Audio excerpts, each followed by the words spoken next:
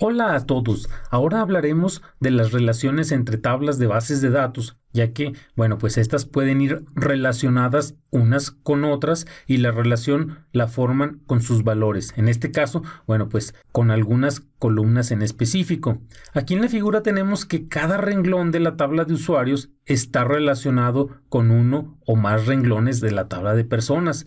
A este tipo de relación se le conoce como uno a muchos. Aquí podemos ver, por ejemplo, que Juan Pérez García tiene el ID 1 y si tú te fijas, pues aquí tenemos que en la tabla de usuarios, pues dimos de alta un usuario con un nombre, una contraseña y ese usuario, pues aquí prácticamente con este dato nos está diciendo que ese usuario le pertenece a Juan Pérez García. Y si tú te fijas, este mismo ID, pues lo tenemos también acá dado de alta. Esto quiere decir que Juan Pérez García tiene dos usuarios dados de alta en esta tabla, pero esto es más que válido puesto que el ID se encuentra presente en la tabla de personas. Si nos seguimos analizando esta tablita, pues aquí tenemos que para Manuel Alberto Martínez Sánchez, que viene siendo otra persona con el ID 2, pues él también tiene dos usuarios, un usuario llamado Manuel y también tiene un usuario llamado Manuel TMP. Y así seguimos, si seguimos analizando nuestra tabla, pues nos daremos cuenta que cada uno de estos renglones, tal vez no todos, pero algunos existen en la tabla de personas y precisamente, si tú te fijas, estos datos son coherentes contra estos otros datos, es decir, no por ejemplo, aquí la clave 12 no existe en la tabla de personas y por lo tanto aquí no se puede insertar en la tabla ID personas. Típicamente, pues la relación entre dos tablas se da entre la llave primaria o primary key de una tabla, como lo vemos aquí, y el campo foreign key o llave foránea de la segunda tabla, como también te lo muestro en pantalla. La llave foránea, pues es simplemente una o más columnas que refieren a la llave primaria de la otra tabla. En esta imagen, por ejemplo, si tú te fijas, el ID persona de la tabla de usuarios es la llave foránea y está relacionada directamente con la llave primaria de la tabla personas. En este caso, pues con el campo llamado ID. Y se puede decir entonces que esos dos campos hacen la relación entre ambas tablas. Uno es primary key y el otro es foreign key. Mucha atención en lo siguiente. Es por eso que, pues tenemos que la más común forma de relación entre tablas es conocida como uno a muchos. ¿Pero qué quiere decir esto? Pues esto quiere decir que en la tabla de personas habrá un registro único con un dato que será irrepetible.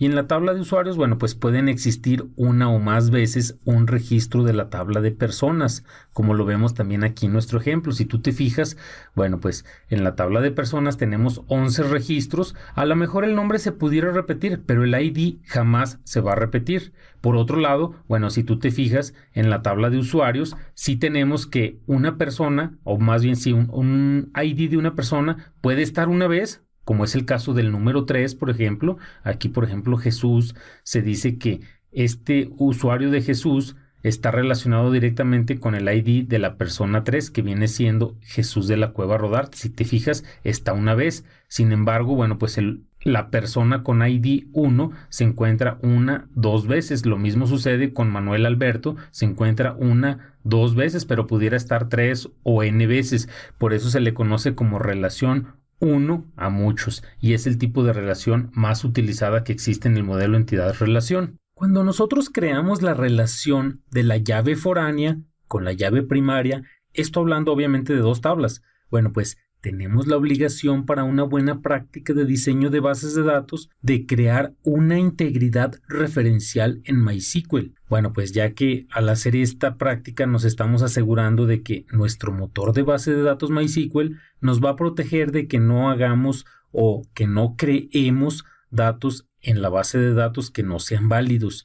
Y hablando de nuestras dos tablitas, por ejemplo, pues esto en términos sencillos de la integridad referencial es lo siguiente. Si tú, por ejemplo, quisieras insertar un registro nuevo en la tabla de usuarios, esta tabla solo te va a permitir insertar un registro nuevo. Sí, pero o sí, siempre y cuando el ID de las personas tenga un dato que es válido, en este caso, que sea propio de la tabla personas. Esto quiere decir que, pues por ejemplo, el valor 1 y el valor 2, 3, 4 hasta el valor 11 sí son válidos para insertarlo en la tabla de usuarios. Sin embargo, por ejemplo, si te fijas, el valor 12, como no existe en la tabla de personas, jamás te va a dejar insertar este registro en la tabla de usuarios. Esto pues más que nada para cuidar la integridad de los datos en nuestras tablas. Lo mismo, bueno, pues sucedería si quisieras eliminar una persona con un ID que se encuentre presente en la tabla de usuarios.